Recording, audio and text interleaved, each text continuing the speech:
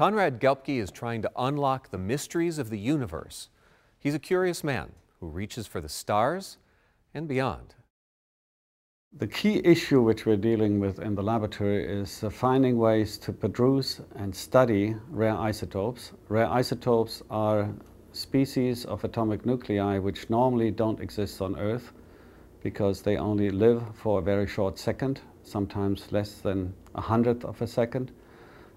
But they nevertheless play a very important role in the evolution of the universe, how stars are cooking up the elements of which the Earth is made. So they are a key issue in understanding the basic properties of matter in the universe. If you look at the history how mankind and science evolved, you always find that at the beginning, most of the time at least, there were some curious scientists who just wanted to understand how nature works. And then once they unraveled the laws of nature, or you can call it facetiously the secrets of nature, then of course they could think about applications, or other people could think about applications. There are many applications in nuclear physics.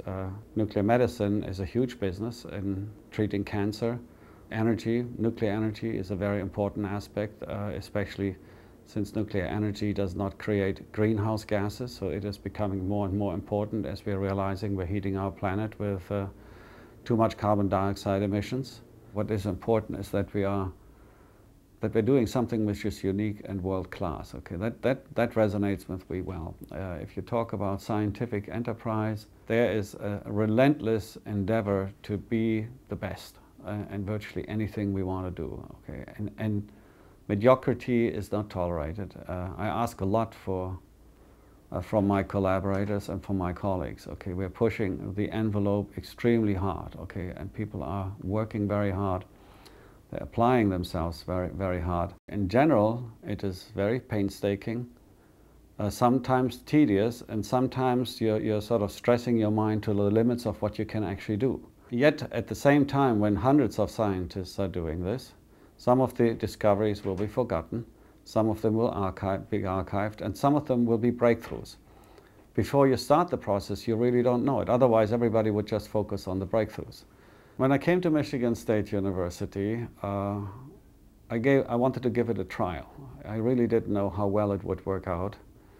In terms of the science, I told the director that I probably will be done within 4 years of all of what I could think about doing at the facility. That was 33 years ago. I thought that things could happen much, much faster than they really do in life. I always feel we're driven by the sense of discovery. A lot of things which are difficult, which you try to undertake, if you would have known all the difficulties that lie ahead, you probably wouldn't have dared to take them on. I always tell people it's a lot of fun what we're doing. And I never tell them about all the sleepless nights which you're suffering through when you agonize whether your decisions are right, whether you're pushing your people too hard, whether you're taking undue risks. You don't know whether you're successful. The art of moving things forward is realizing what you can do and not going so far that at the end you will fail and not do anything. The work will stand on its own. I think a lot of this will enter the textbooks. Perhaps the people who did the work will not be remembered for long, but the facts and the knowledge we created, I think that will go into the textbooks of mankind. Somebody asked me a different question. Are you satisfied? And I said, that is a question which is really not in my vocabulary very much.